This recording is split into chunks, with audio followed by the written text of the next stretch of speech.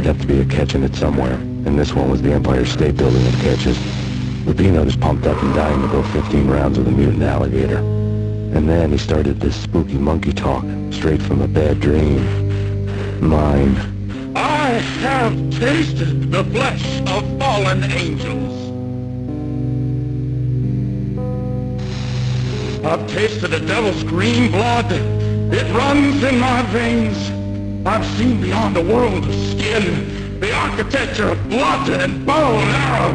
Death is coming! She is coming, and hell follows with her. This is the twilight winter. I am ready to be her son. Her time is now, and all who stand in her way must die!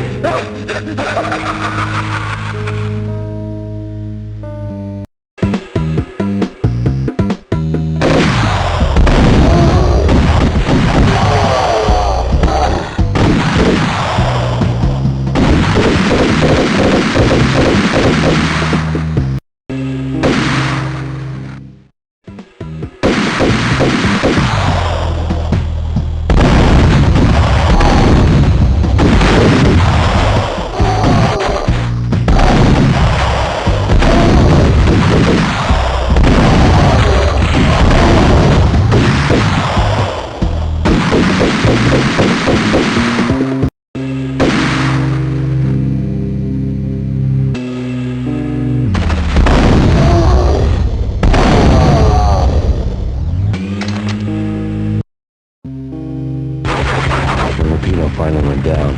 I wanted to make real sure he'd stay that way. He was a bad monster. Turned them into friggin' zombie demons from outer space. I think he's dead already. Huh? And that's when it happened. But dead or not, you've got the wrong guy. In stepped this knockout femme fatale holding a gun to my face. I returned the favor.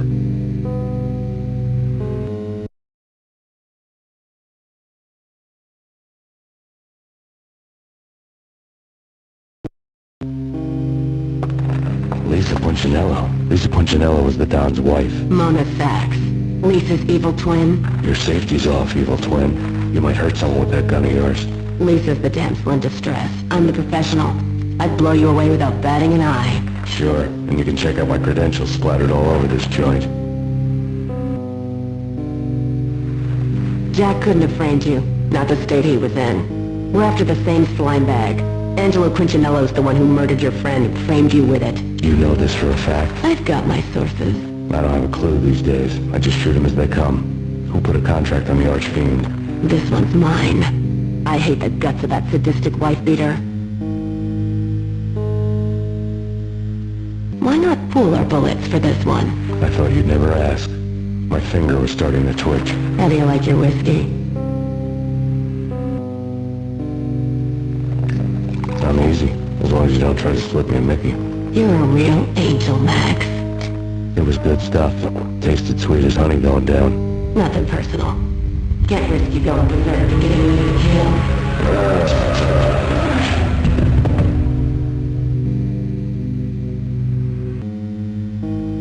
The nightmare was always the same. Violent shapes moving in darkness, old and ugly.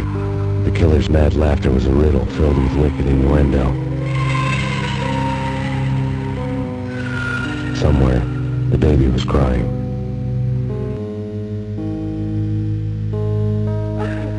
The Payne family, happiness captured in a Polaroid moment. I had thought it would last forever, till death do us part. I didn't want to think about it. As long as I didn't, it could never happen. But I had broken my own rule. The thought had already slipped in. Fear was rusty needles poking at my brain. Cold and scaly, it slithered down my chest. Michelle was working part-time in the district attorney's office. Her diary was open on today's entry, her handwriting all pretty curves. An army dossier found its way to my desk yesterday. Valhalla? Isn't that a Norse myth? Something about Vikings? I tried to tell Max about it, but he was busy, that cute frown on his brow. Guess it's nothing, just a mix-up at the courier service. From now on, I would always find time for her. It was a hollow promise. Too little, too late. I woke up in a bad dream. My head felt 2 sizes too small for my brain. Max Payne. I envy your name. And the killer was smiling. Pleased to meet you. I'm Frankie the Bat Niagara. Niagara, as in you cry a lot. He had a baseball bat and I was tied to a chair. Pissing him off was the smart thing to do.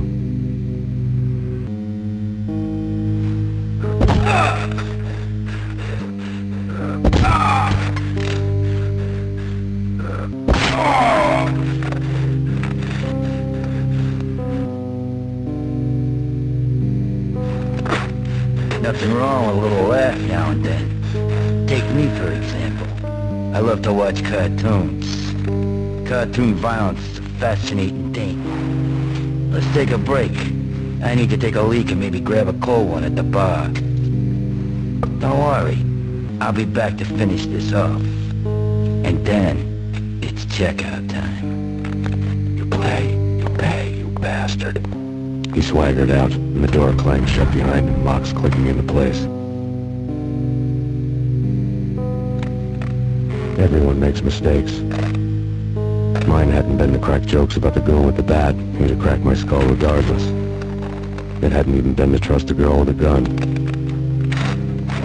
I had blindly gone after the first bad guy on my hit list when I should have been aiming further up the ladder, at the head of the Punchinello family. I couldn't bring myself to be pissed at Mona.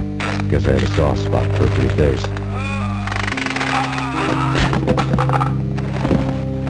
But when somebody decides to play baseball with your head, you tend to get sore.